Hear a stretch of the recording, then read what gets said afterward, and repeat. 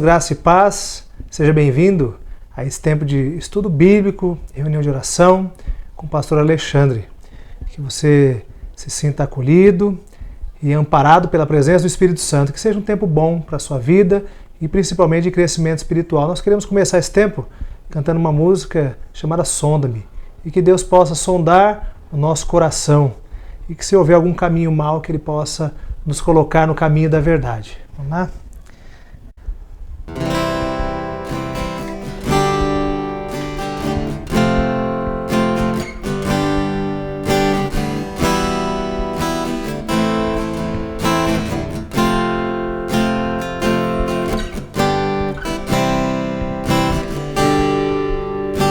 Sonda-me, Senhor, e me conheces, quebranta o meu coração, transforma-me conforme a tua palavra e enche-me até que em mim se ache só a ti. E então, usa-me, Senhor, usa-me como um farol que brilha à noite, como ponte sobre as águas, como abrigo no deserto e como flecha que acerta o alvo. Eu quero ser usado da maneira que te agrade, em qualquer hora e em qualquer lugar. Eis aqui a minha vida, usa-me, Senhor, usa-me. Sonda-me, Senhor, e me conheces, quebranta o meu coração, transforma-me conforme a tua palavra e enche-me até que em mim se ache só a ti. E então, usa-me, Senhor, usa-me como um farol que brilha à noite, como ponte sobre as águas, como abrigo no deserto e como flecha que acerta o alvo. Eu quero ser usado da maneira que te agrade, em qualquer hora e em qualquer lugar. Eis aqui a minha vida, usa-me, Senhor, usa-me. Sonda-me, quebranta-me, transforma-me, enche-me e usa-me. Sonda-me, quebranta-me, transforma-me, enche-me e usa-me, Senhor, e usa-me, Senhor.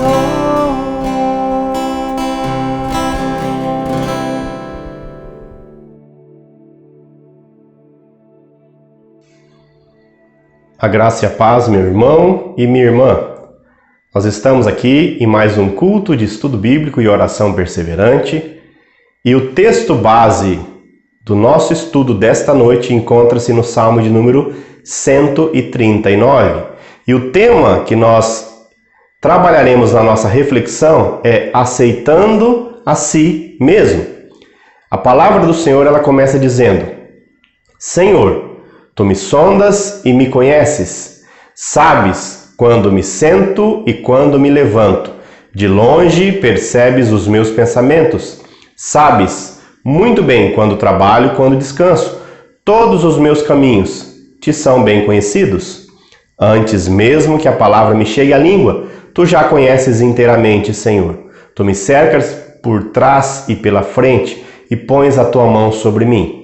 Tal conhecimento é maravilhoso demais e está além do meu alcance, é tão elevado que não posso atingir. Para onde poderei eu escapar do teu espírito? Para onde eu poderei fugir da tua presença? Se eu subir aos céus, lá estás. Se eu fizer a minha cama na sepultura, também lá estás. Se eu subir com as asas da alvorada e morar na extremidade do mar, mesmo ali a tua mão direita me guiará e me susterá. Mesmo que eu dissesse que as trevas me encobrirão e que a luz se tornará noite ao meu redor, verei que nem as trevas são escuras para ti. A noite brilhará como o dia, pois para ti as trevas são luz. Tu criaste o íntimo do meu ser e me teceste no ventre da minha mãe. Eu te louvo porque me fizeste de modo especial e admirável. Tuas obras são maravilhosas, disso tenho plena certeza. Meus olhos não estavam escondidos de ti quando em secreto fui formado e entretecido como nas profundezas da terra. Os teus olhos viram o meu embrião.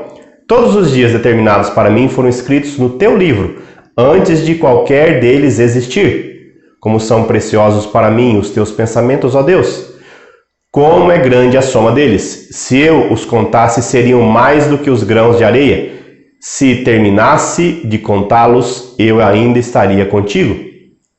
Quem dera matasses os ímpios, ó Deus!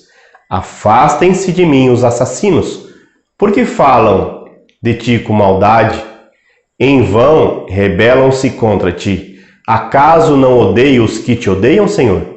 Eu não detesto os que se revoltam contra ti? Tenho por eles ódio implacável, considero-os inimigos meus. Sonda-me, ó Deus, e conhece o meu coração. Prova-me e conhece as minhas inquietações. Vê se em minha conduta há algo que te ofende e dirige-me pelo caminho eterno. Louvado seja o Senhor pela sua palavra. As atitudes de uma pessoa, a seu favor ou contra, têm grande influência no seu relacionamento com Deus, com a sua própria família, com seus amigos, e tais atitudes geram consequências boas ou ruins a curto ou a longo prazo. O texto dessa noite nos desafiará a conhecer ou reconhecer alguns aspectos importantes sobre os atributos de Deus, mas também sobre o caráter do ser humano, ou seja, nós seremos confrontados com Deus e conosco. A primeira lição que nós podemos extrair do Salmo 139 encontra-se nos versos 1 a 7, a nossa não aceitação e, como consequência, a nossa fuga de Deus. No início, o salmista ele reconhece a seguinte verdade: o poder criador ou criativo de Deus. Tudo que Deus já fez e espalhou diante dos nossos olhos tem um destaque especial nesse salmo. E o escritor concentra-se no poder de Deus em criar, conhecer e proteger o auge da sua criação, ou seja, o ser humano, a sua vida e a minha vida. E nós veremos agora, baseado nesses versos, apenas alguns dos feitos de Deus. O primeiro, Deus conhece. O verso de número 1 diz: Senhor, tu me sondas e me conheces. Deus conhece as nossas habilidades, as nossas debilidades, as nossas forças, as nossas fraquezas, as nossas potencialidades e as nossas dores, as nossas coragens e os nossos medos. Segunda questão, Deus, ele nos conduz. O verso 2 diz: sabes quando me sento e quando me levanto, de longe percebes os meus pensamentos. A grande verdade é que Deus, além de nos conhecer muito bem e saber de nossas maiores inquietações, quando exatamente não conseguimos dormir e descansar adequadamente, por isso nós ficamos, a exemplo do que diz no verso 2, levantando, sentando, deitando e levantando, pois não há quietude em nossa alma. Terceiro, Deus nos permite trabalhar e recarregar as nossas energias. O verso 3 diz: sabes muito bem quando trabalho e quando descanso. Todos os meus caminhos te são bem conhecidos. 4. Deus conhece aquilo que não ousamos dizer para ninguém, nem para a família. Olha o que diz o verso 4. Antes mesmo que a palavra me chegue à língua, tu já a conheces inteiramente, Senhor. 5. Deus nos protege. O verso 5 diz: tu me cercas por trás e pela frente e pões a tua mão sobre mim. Além de Satanás, há alguém que trabalha para nos ferir. A pessoa que mais fere o Alexandre é o próprio Alexandre. A pessoa que mais fere o João é o próprio João. A pessoa que mais fere a Ana é a própria Ana. Mesmo depois de reconhecer tudo isso, ou seja, mesmo sabendo que tudo isso, do conhecimento, da condução e da proteção de Deus a nosso favor, por não haver aceitação com tudo aquilo que Deus tem como propósito sobre as nossas vidas, porque nós muitas vezes tentamos nos rebelar contra Deus, o ser humano ele tem uma atitude, ele tenta fugir, começando em seus pensamentos. Olha o que diz o verso 7. Para onde poderei eu escapar do teu espírito? Para onde poderei fugir da tua presença? E a primeira pergunta continua: para onde nós fugiremos? Surge a segunda pergunta: por que continuamos fugindo? Por que nós não nos aquietamos na presença do Senhor? Por que nós não descansamos naquilo que Deus tem para as nossas vidas? Por que nós não aceitamos aquilo que Deus quer realizar em nossas vidas, apesar de nós? A segunda lição que esse texto traz para as nossas vidas, o segundo tópico, fala sobre que Deus valoriza a nossa existência. Os versos 14 até os versos de número 16 diz assim: eu te louvo porque me fizeste de modo especial e admirável, tuas obras são maravilhosas. Disso tenho plena certeza. Meus ossos não estavam escondidos de ti quando em secreto fui formado e entretecido como nas profundezas da terra. Os teus olhos viram o meu embrião. Todos os dias determinados para mim foram escritos no teu livro antes de qualquer um deles existir. A grande depreciação do ser humano começa dentro do lar. Quando a criança, o adolescente, o jovem e até o adulto só ouve coisas que machucam. Dia desses eu conversei com uma jovem que apresentava certa dificuldade cognitiva, mas que tinha temor do Senhor em sua vida, e isso fazia toda a diferença em relação aos seus relacionamentos, seja com os seus irmãos, com seu pai, com a sua mãe, com as pessoas da igreja, com os amigos da escola e com tantas outras pessoas. Quantas pessoas, entre aspas, acima da média, nós conhecemos que não conseguem dialogar, conversar, se expressar, se compadecer de seus semelhantes? Seria isso uma dificuldade a ser superada? A apatia? E nós temos valorizado as nossas vidas e visto o poder de Deus nos mantendo vivos apesar das decepções desse mundo? Quantas vezes nós desprezamos aquilo que Deus tem conquistado para as nossas vidas, aquilo que Cristo conquistou na cruz do Calvário, a voz do Espírito Santo falando entre nós, no nosso interior? Quantas vezes nós precisamos parar um pouco o turbilhão que está em nossa volta, situações de medo, situações que a TV tenta incutir na nossa cabeça, e poucas vezes nós abrimos a palavra de Deus e buscamos a verdade que liberta, a verdade que cura, a verdade que transforma, a verdade que renova, a verdade que muda a nossa existência. Deus colocou o seu nome no livro da vida. Você já agradeceu por isso? Talvez você possa perguntar: pastor, mas o que eu fiz para merecer nada? Deus simplesmente olhou para você e falou: eu quero fazer diferença nessa vida.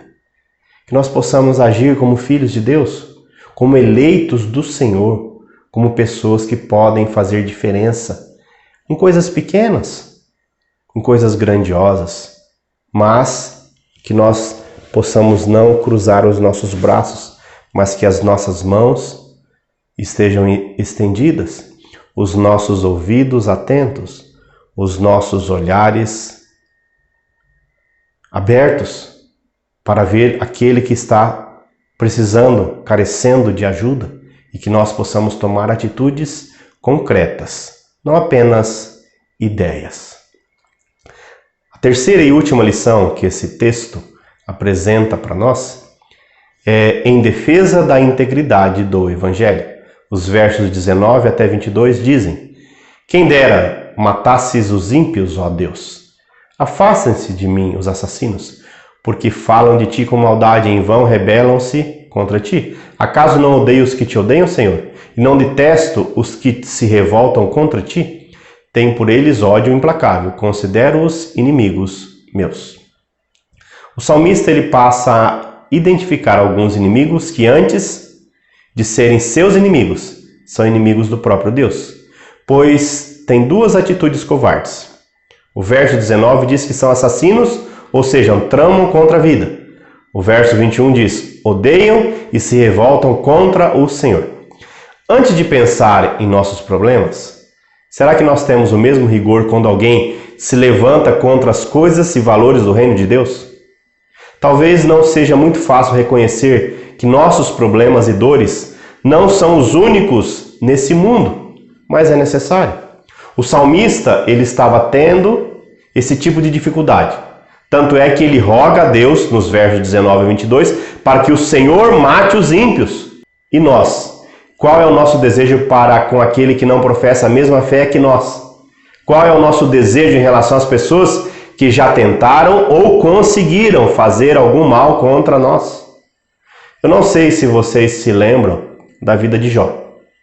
Ele passou por inúmeros problemas e dores muito fortes.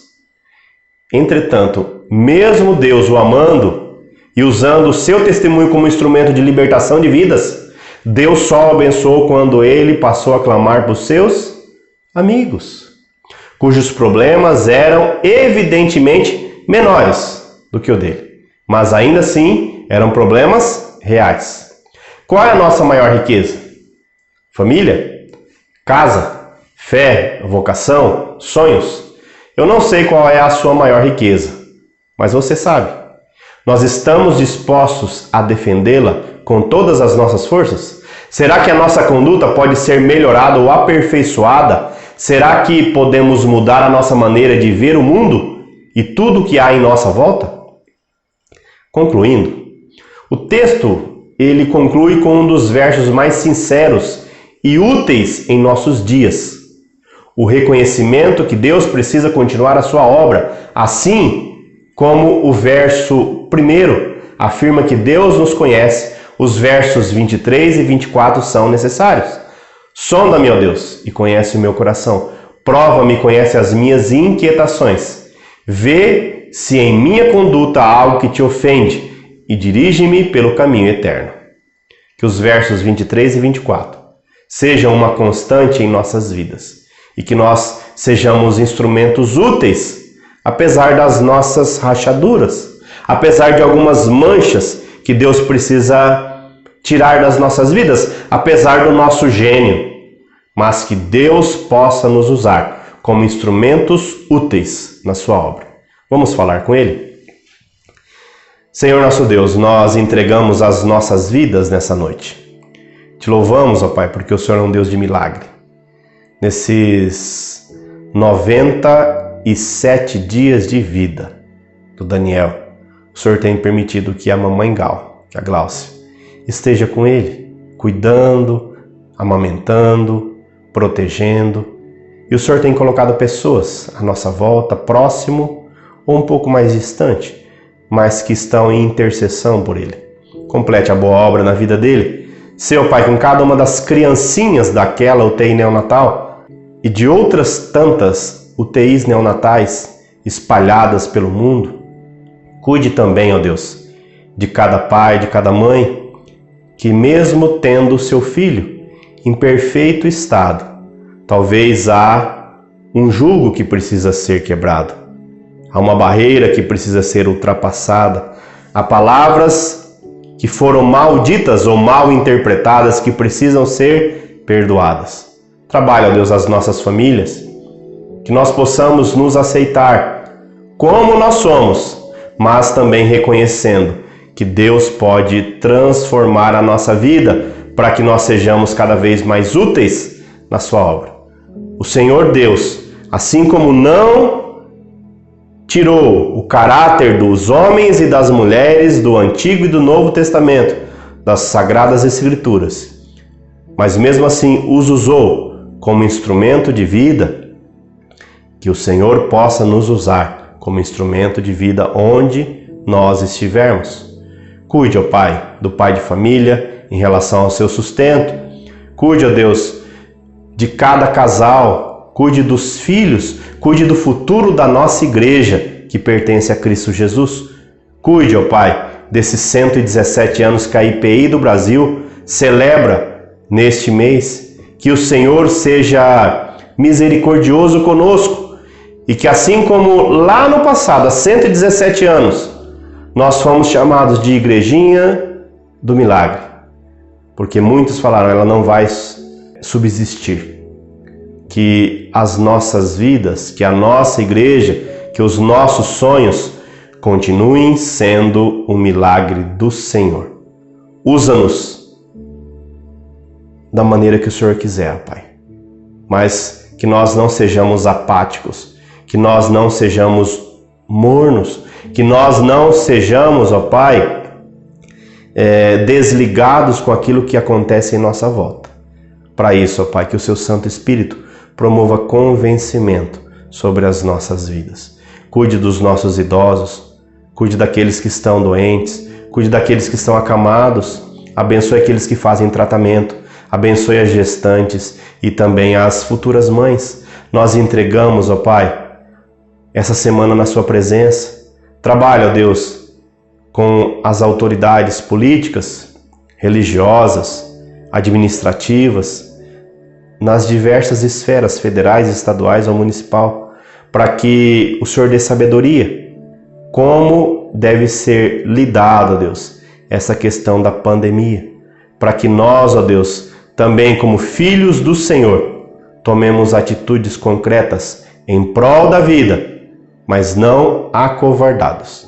Tenhamos palavras vindas do Senhor, que antes amaldiçoavam, agora abençoam, que antes eram de medo, agora que promovem coragem nos corações, que antes deixavam as pessoas para baixo, hoje levam palavra de esperança. Que as nossas vidas sejam transformadas e moldadas segundo o caráter de Cristo, o Senhor das nossas vidas. Cuide de nós e nos abençoe nessa noite. Em o nome de Jesus. Amém. Antes de impetrar a bênção, eu queria que você pensasse um pouquinho. Jesus, quando ele se entregou, ele enfrentou a morte, lá no jardim do Getsemane, foi por amor. A sua vida, a minha vida. Para que nós tivéssemos esse jardim não como um jardim de morte, mas como um jardim que conquistou vida para as nossas vidas, para as nossas famílias, para aqueles que reconhecem Jesus como seu Senhor e Salvador e vivem em resposta a esse ato. Que nós sejamos gratos, reconhecendo a manifestação do cuidado, do amor e da graça de Deus por nossas vidas. Feche os seus olhos. E que a graça do nosso Senhor e Salvador Jesus Cristo e o amor de Deus, o nosso tão terno e tão bondoso Pai, as bênçãos, as consolações, o ensino, o discernimento, a paciência do Espírito Santo sejam com todos os irmãos e com todos permaneçam hoje e para sempre. Amém. Que Deus te abençoe, meu irmão. Que Deus te abençoe, minha irmã. E até a próxima, em o nome de Jesus. Sonda-me, Senhor, me conhece, quebranta o meu coração. Oh, Jesus, transforma-me conforme a tua palavra e enche-me